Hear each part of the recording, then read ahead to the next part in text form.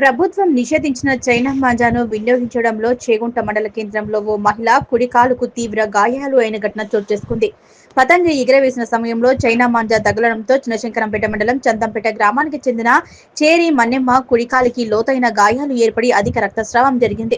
ఈ ఘటనను గమనించిన స్థానికులు వెంటనే స్పందించి గాయపడిన మహిళను చికిత్స నిమిత్తం ఆసుపత్రికి తరలించారు. ప్రభుత్వం వాడకూడదని పలుమార్లు హెచ్చరించినప్పటికీ చైనా మాంజా కొనుగోలు చేయడంపై స్థానికులు ఆందోళన వ్యక్తం చేస్తున్నారు. ఇటువంటి ఘటనలు మరిన్ని జరగకుండా అధికారులు కఠిన చర్యలు తీసుకోవాలంటున్నారు.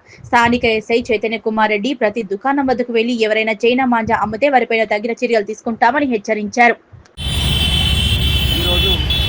చన్నపేట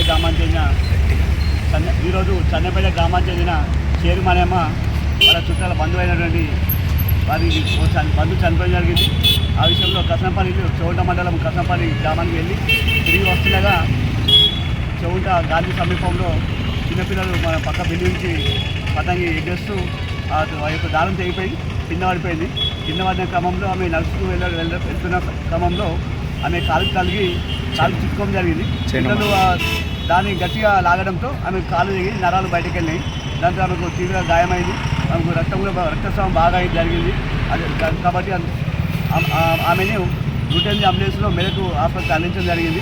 కాకపోతే మరి ఈ సంక్రాంతి సందర్భంగా దయచేసి అందరూ తెలియజేది ఏంటంటే ఒకటి అందరికీ తెలియజేసేది, ఎవరైనా సరే మనము కైట్ పదంగా ఎగేయచ్చు, అందరం ఎంజాయ్ చేద్దాము. కాబట్టి పక్క వాళ్ళ ప్రాణాలకు ముప్పు జరగకుండా చూడాల్సిన బాధ్యత మనమే ఉందని చెప్పి ఈ విధంగా తెలియజేస్తున్నాను.